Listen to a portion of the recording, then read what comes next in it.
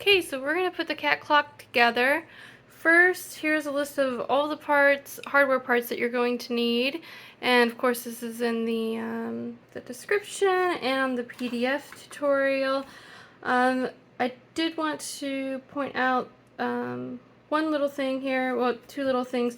One, the clock insert piece. Now if you get this from Bamboo Maker Supply Lab, it should be about the stem here. Should be about this thick, which is 12 millimeters. This is the shortest that's going to work for the model, but longer ones will work just fine. Even up to like the 20. What you're going to do is you're just going to print like a little spacer. It's going to be on the last plate, so it'll be labeled, but you would just make a little spacer which would make it so the stem doesn't stick out really far in the model. But this one from Maker World is just fine. This one will work. The motor that we're going to use is this motor. Now, there's lots of motors that look identical to this that are not the same. So be careful when you order them, if you order them from somewhere not the Bamboo website. They come in basically different gear ratios, which is the speed. If you buy the main ones you see everywhere, those are usually 148s. Those spin like 200 rotations a minute, which will break the clock. So don't get any old one. It needs to be the 1 to 220 ratio, specifically single axle. So you can't have axle on each side, or yeah. So if you're going to buy them outside of the Bamboo website, yeah, this is the information you need. Don't get the 148s. I don't remember what the middle one is. That one won't work either. It's got to be the 1-220s. Okay. The other thing here is O-rings. I highly encourage you to use these to help reduce the motor noise, but they are not required. I've been experimenting to try to get the motor to be more quiet, and I've not found a great solution, but these do help. I don't currently have these. I have some that are a little bit different size, but what you need is one with a 3 millimeter diameter and about 1 millimeter thick. And you could probably do 2 millimeter thick if you can find them, or just put 2 of them where we're going to put them. But you really need to make sure it's only a 3 millimeter diameter hole, because if it's larger than that, it's really hard to get it positioned properly.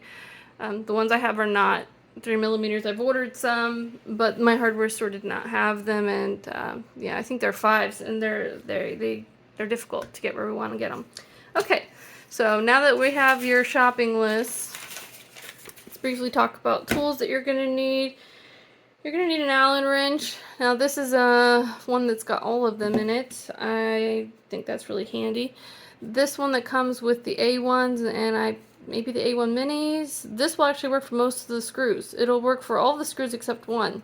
So you could potentially use this if this is more comfortable for you. I have a different tool I use altogether. So these are actually Allen wrench bits, and I put them in a screwdriver, ratchet screwdriver, whatever this is called. And I'll be using that because that's what I'm used to. That's what I like. Okay. Alright, so the first thing I'm going to just kind of like glaze over here a little is the gluing stuff. Now I use this glue for almost everything. I like it. I did accidentally buy the white kind though. You should buy the clear. Don't buy the white. But I really like this glue. You can use whatever glue you prefer. I've also found that for this project specifically, hot glue works pretty darn well, because there's not a lot of like strain on the parts. So you could even go the hot glue route on this, and I think it'll be just fine. So you're going to glue the nose, you're going to glue the mouth. It's kind of obvious. For the hands and the feet, we've got little pegs. You're going to glue those in there. Right, and then I always do these last though, on the body. I go ahead and prep them right at the start though. Made a few of these now, so go ahead and glue the pegs in now and have those just set them off to the side. The eyes have to be glued. There's some things here. So first off, I wanted to show 2 examples here of eyes. If you're printing the pupil separate, which I think honestly looks the best, even compared to the AMS, I think this looks really good. be mindful that when you put the insert in, you have to make sure it's perfectly like balanced, and then it'll snap in. If you come at it on the side, you know, trying to like, oh, I won't go in, but if you just come in from the top and have it even, oops, no, tell myself now, it's a little harder with gloves on. Just goes in perfect. I'm going to glue each of these parts in, even the little insert there. That one's definitely going to be a little tight, but everything, glue everything, okay? Now, the eyes also have two other things that you need to glue in. So we're going to have two short 3mm pegs and one long one. Now, when you take the brim off of these, make sure this is really cleaned up. If you're seeing little bits and stuff on it, clean it up. This is really important, actually. It's gonna cause issues with friction. So, looks good. Okay, it's clean. You're gonna add a little glue to that dot, a little glue to that one, and on the back. I suggest putting the short ones in first. When you put them in, I do find that the side without the brim usually goes in a little easier.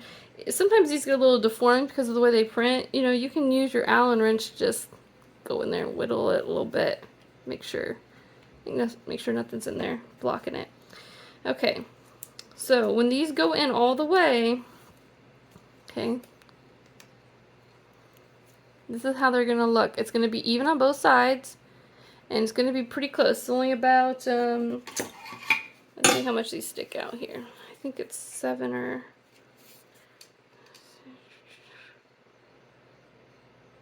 Yeah, they stick out right at 9mm. So double check that and make sure they're in all the way. You know, use the table to push them. Don't overdo it and break them off in there. You have to put a new one.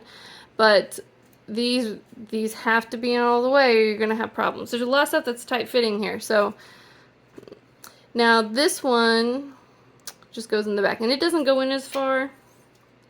Let me see. It goes in about 5mm. But it needs to be in there and be firm too. Okay, so this is how the eyes look after they're done. I have 2 of them already ready here. These are the Starburst eyes. Okay, we're gonna do the head, mounting the eyes first. So on the back of the head, I've painted the holes so you can see them a little better in the video. We have 2 brackets we're going to use, and if you look at this one here, there's one in the head, right? That there is the same as this, it's just molded in, and you can see a little bit, there's 2 holes here, and then a joint here. So when you are going to mount this in here, it's going to be like this, so that one peg goes, I'll show you a little bit here. The hole is where the eye peg goes in, and then it pivots like that. That's how that's going to work.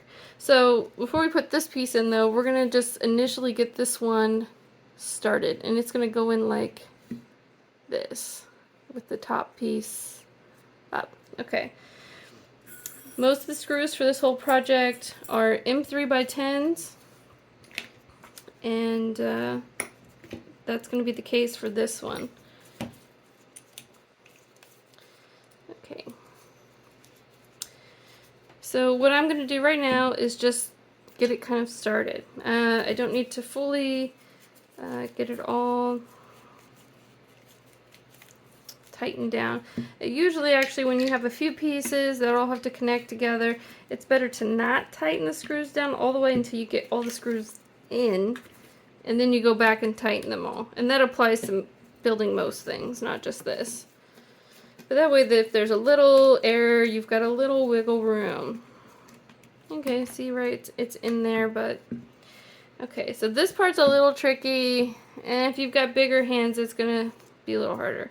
First, before we put the eyes in, there's something to note about the eyes is that usually on one end there's going to be a seam. And it's not super visible, but we can make it completely invisible because there's an eyelid in the front. So wherever the seam is on this one, it's on this end. We're going to put that one down. Okay, so right now I'm just putting that in the hole that's in the top there. Okay, the seam here. Okay. Alright, so the eyes are in there. Next those bottom pegs need to go in here. And, let's see, hold on, be like this. Okay. Get them in there.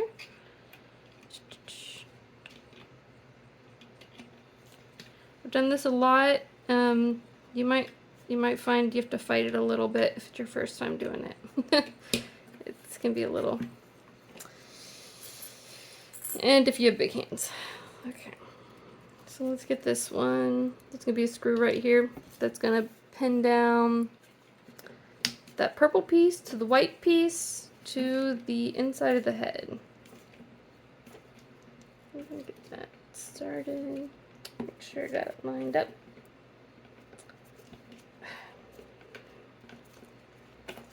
There we go. Okay. Now I'm going to fully tighten down everything. This one up here.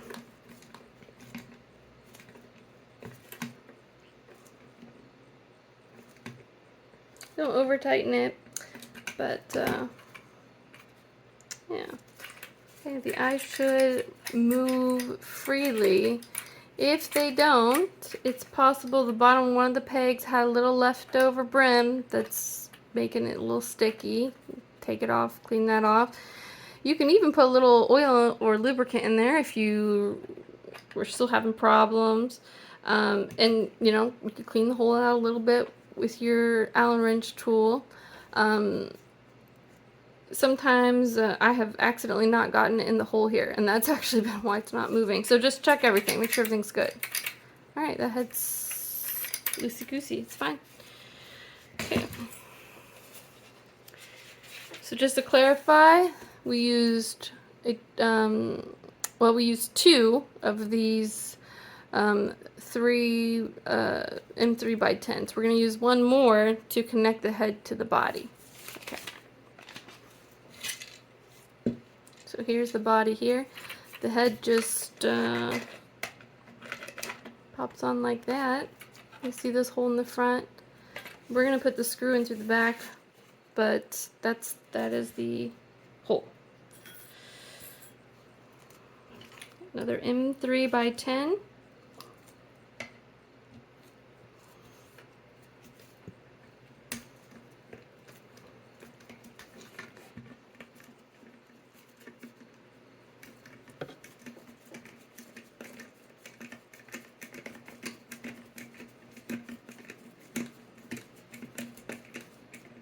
Okay, it's all the way. Now there are 2 holes back here that further connect to the neck. Don't worry about those right now. Those actually also connect to the back plates.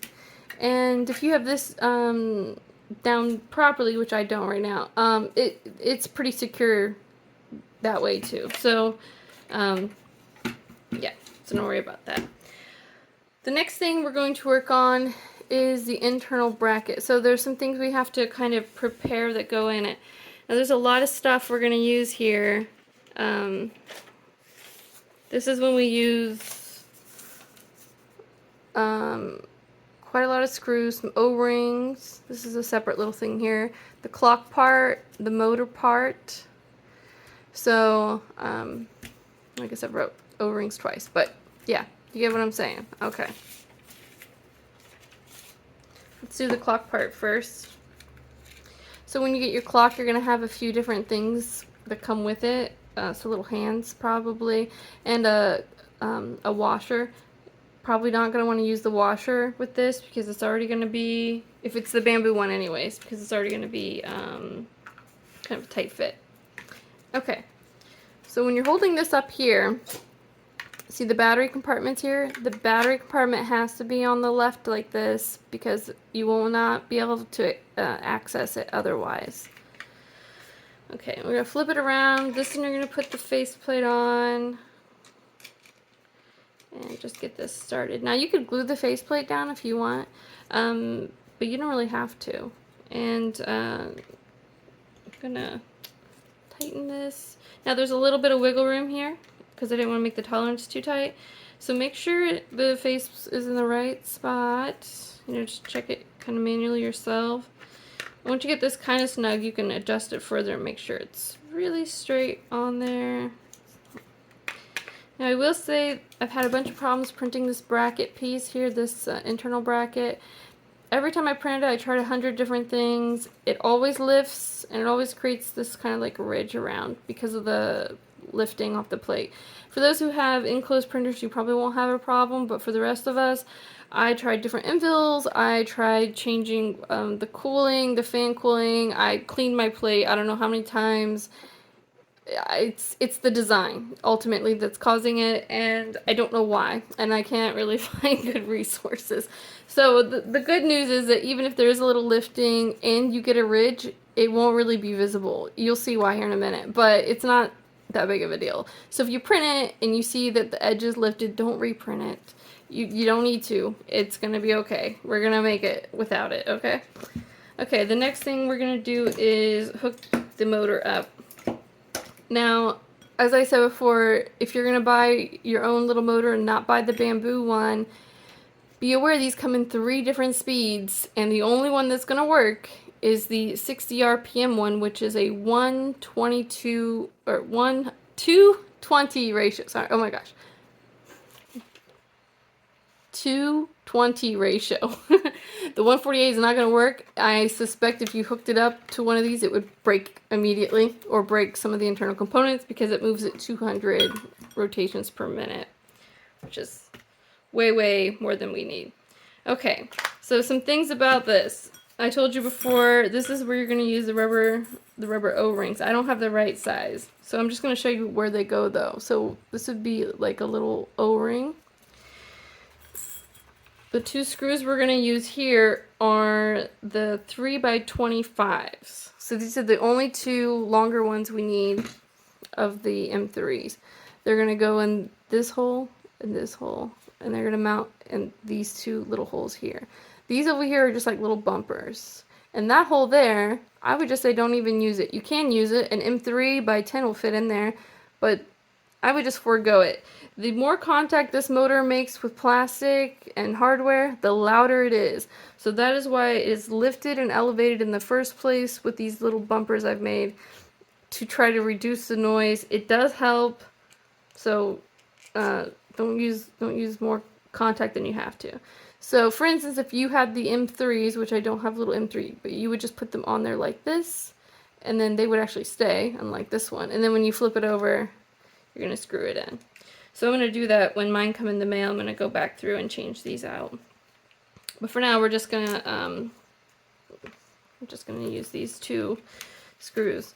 And I also like experimented with other materials to see what kind of quieted it down. And surprisingly, felt was a big contender. A little bit of felt really reduced the noise level of the motor, and I don't know how safe it is though, you know, because it's fabric and the motor can get hot, but putting felt on the bottom really quieted it down.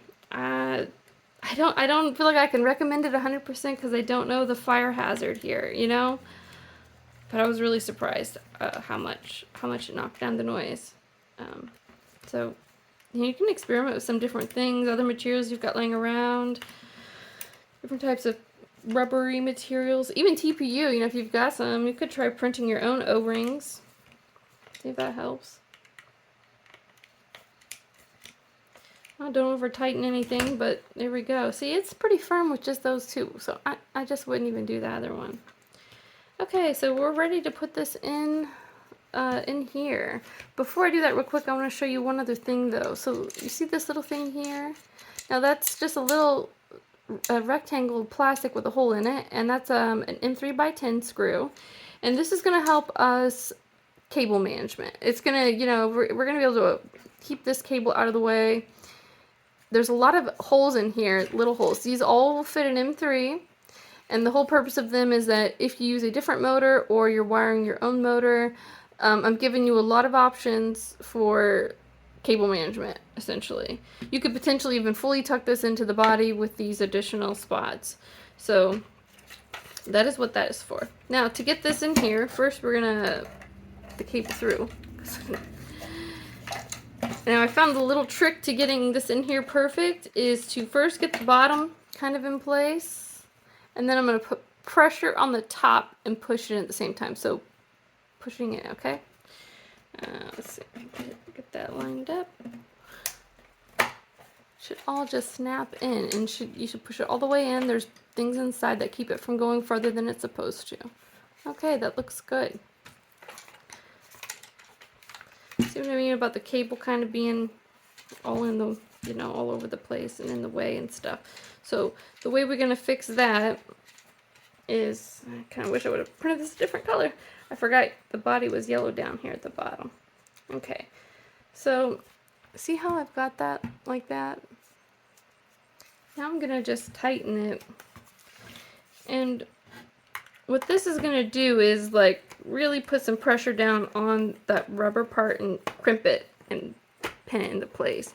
If you do not do this, you are gonna experience a motor failure pretty quickly, because every time you plug this in, unplug it, or just grab it a little bit, if the strain of that is on those little wires in there, those tiny little wires, or their connections, which I know they seem kind of strong, but they actually aren't, you're going to break it off, like, really fast. We're talking like a dozen times of using this in and out. Like, that's how fast you could break those down. But when we do this, the rubber is what gets all the strain. I mean, the rubber will break down too, but not nearly as fast as the little connections. So that is what this is for, and it works really well. Okay, and then there's little cutouts here so you can bring the cable down, and then the back plate is made so if instead you have it on the table, you can also have the cable come out the back and sit, you know. So you've got options. And I've made it where you can kind of go back and forth. So you don't have to choose permanently to have it on the table or have it on the wall. You can do whichever one you want. Okay, so now we've got this here. We're going to connect that tummy bracket. We're going to connect it into the main body. Again, another M3 times 10, M3 by 10. We've got two spots we're going to do. One up here.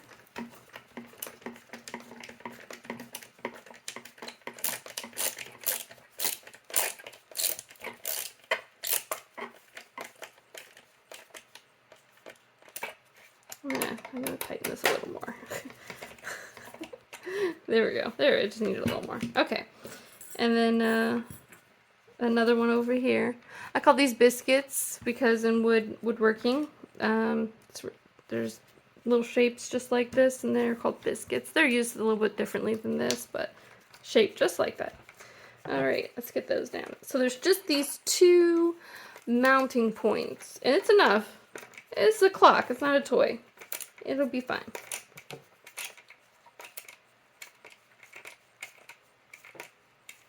Until it's tight, but don't strip it out. Right? Okay, that looks good. Everything's all coming together. Okay. The next parts are the hardest part of the whole thing. So this is the gear. Now this is an M3 by 20 metal dowel. I don't know if you remember, but the little dowels that go in the eyes are the exact same size. That's not a coincidence. I originally thought that the eyes were going to need metal dowels. They don't.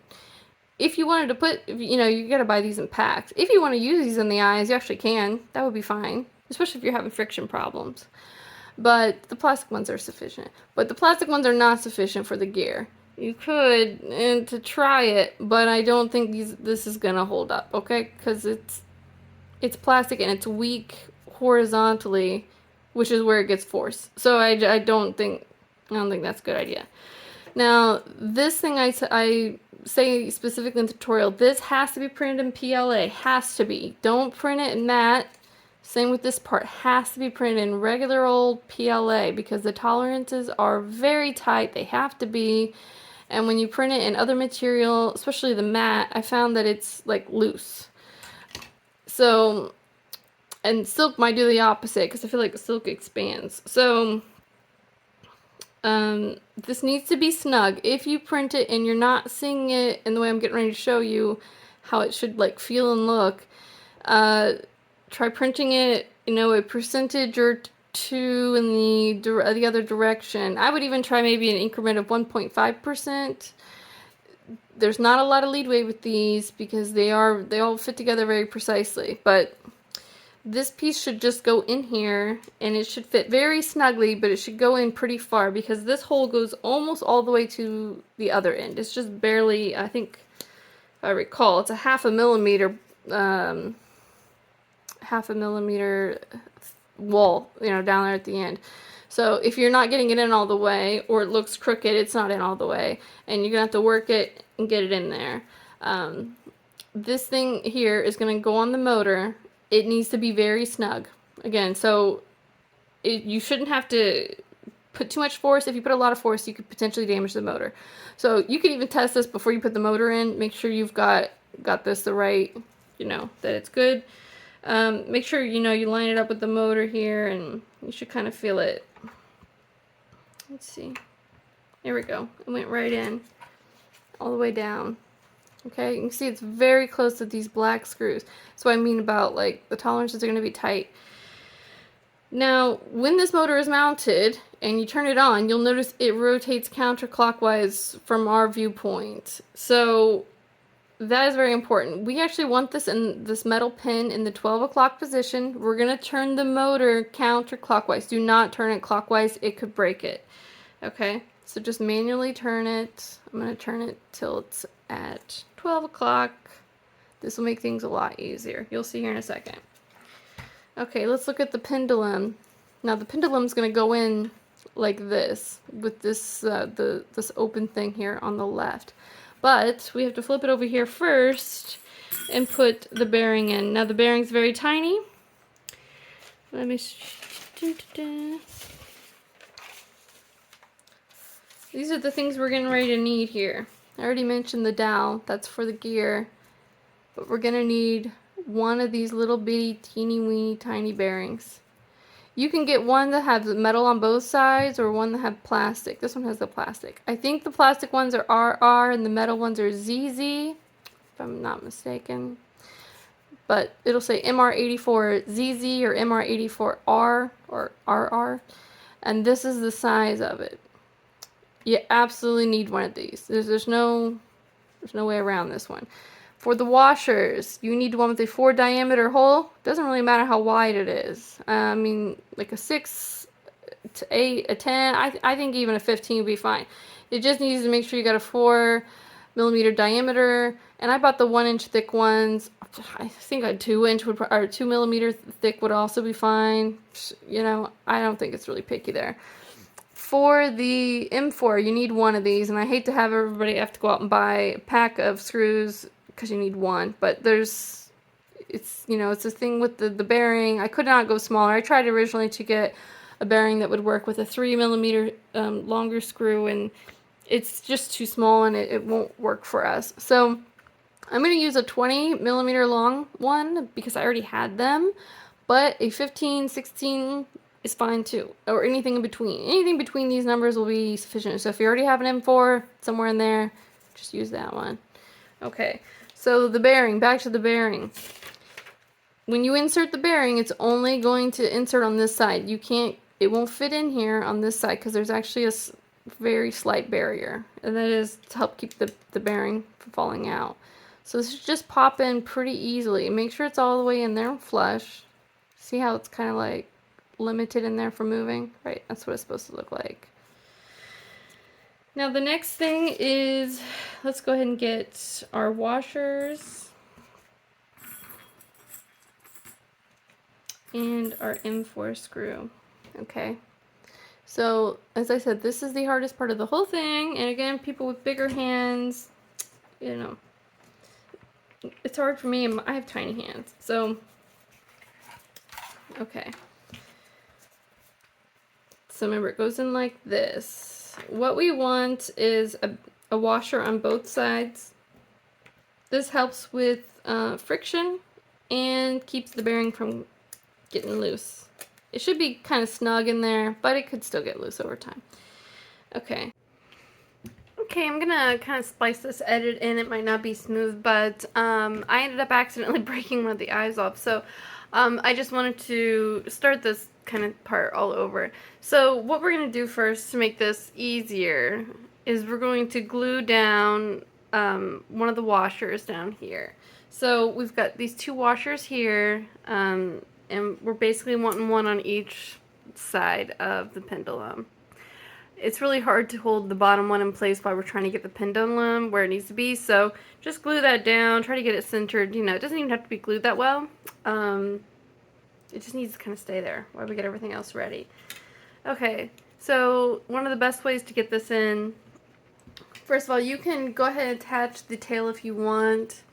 It does attach like this, and at the end of the rest of the video, I'll show you how to get that in there. But you could do that if you're going to glue it, and go ahead and do that now, and then you would just completely insert it from the bottom up. But you can also do it this way, you know, whatever. What we need to first do is this little cutout here. Remember, the motor is going to be in the 12 o'clock position. Forgot to move it back there. 12 o'clock position. That's going to go there. Now I've got to get the eyes in.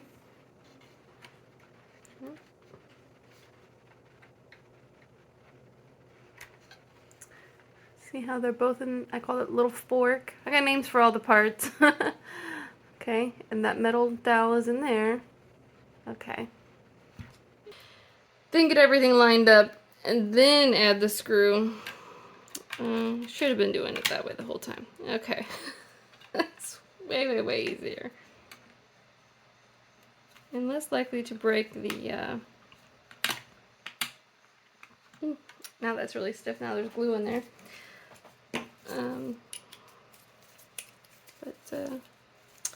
Yeah, let's go ahead and get that all the way in. As I said, see, you can see how like a 20 millimeters, a little longer than it really needs to be. A 15 would be completely sufficient. Okay, so I'm going to show you a little trick here once I get this all the way in. So, bearings. Whenever you're using a bearing like this with a screw, there's a little trick that I learned from skateboards and roller skates on how to get the perfect tension. Okay, so it's tight, but it's not super tight. So as soon as I felt it like snug, I stopped. Now what I'm going to do is I'm going to loosen it by a quarter turn. So what you're going to do is put your Allen wrench in here. Actually, I'm going to show with this because I think this will illustrate the point a little better. Okay, let's see here, until it grips. Okay, it grips here. So if I want to turn it a quarter counterclockwise, it would be to there, right? Okay, that's all I did. Now it's the perfect amount of looseness. You don't want it more loose than that. You don't want it tight because then the motor can't turn it, or the motor will really strain to turn it. So that's it. That is the whole thing. Now, have some optional things here. A back plate for the head, a back plate for the body, especially if you're going to have it on a stand. You probably want this. I think it will reduce the noise a bit as well. It's really hard to tell if it's reducing the noise, honestly, but I think it does help. And then we've got our hands and feet. They only go in one way, so you don't have to worry about accidentally putting them on the wrong side. For the hands, the little trick is that if the peg is on the bottom, then the peg goes on the bottom. So the bottom would always be right. It's easier to orient them that way. You're going to glue these in. I'm just setting them in here for now, but you want to glue those in. Now, when it comes to setting the clock, you know, you probably notice it's really hard to get to everything in here. It's going to be hard to even get a battery in there. The nice thing is that, well, you could use, stick your finger in there and rotate that, but these pop off, so just set them. What time is it, And the other cool thing is that you can manually move the clock hands like a little forward, like this.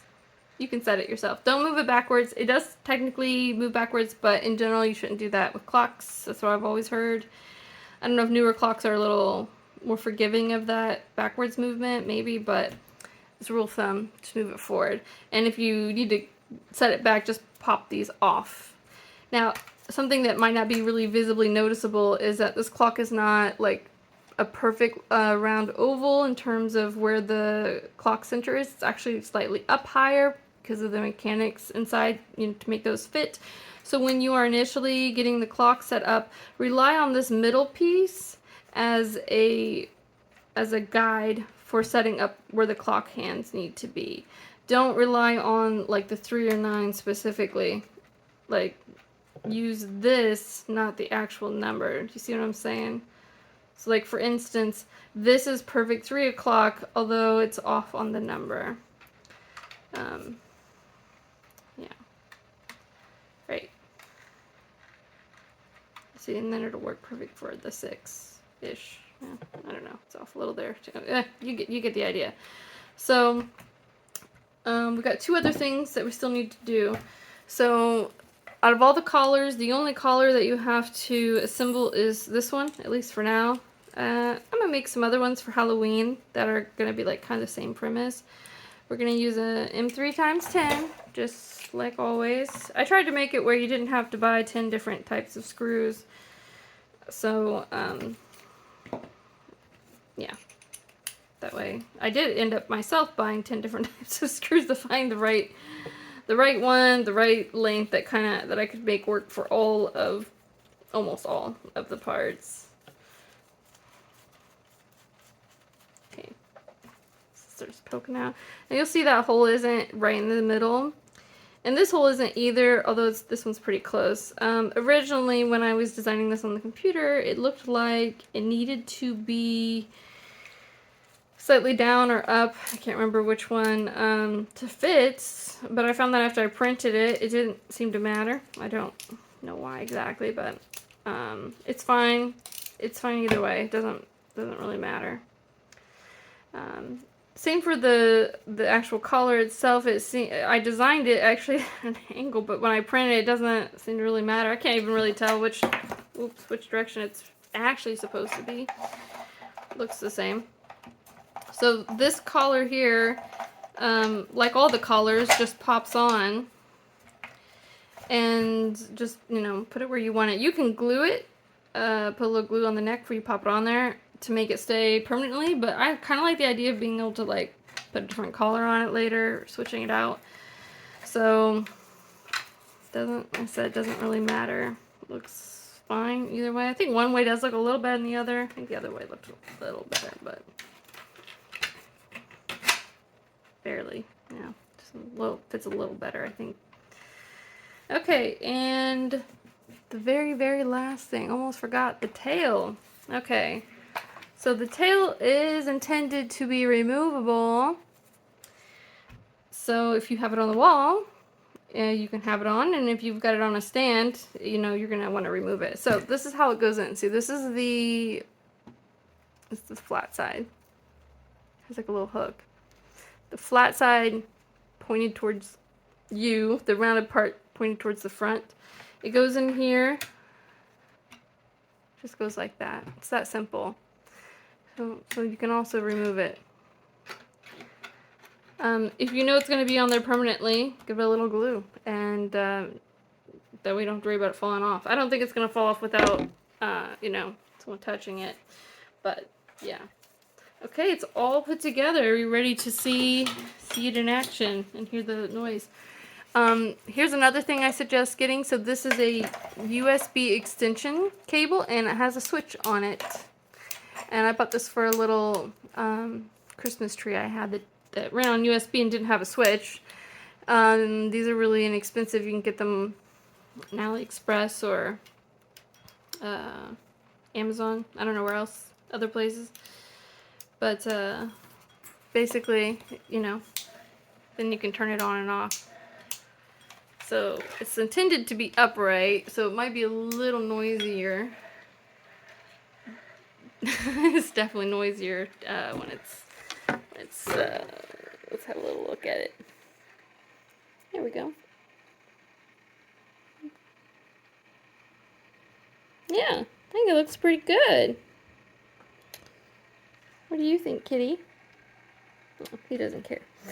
Well, I hope you guys really like this clock. I spent a lot of time on it. I tried to make the tutorial as concise as I could.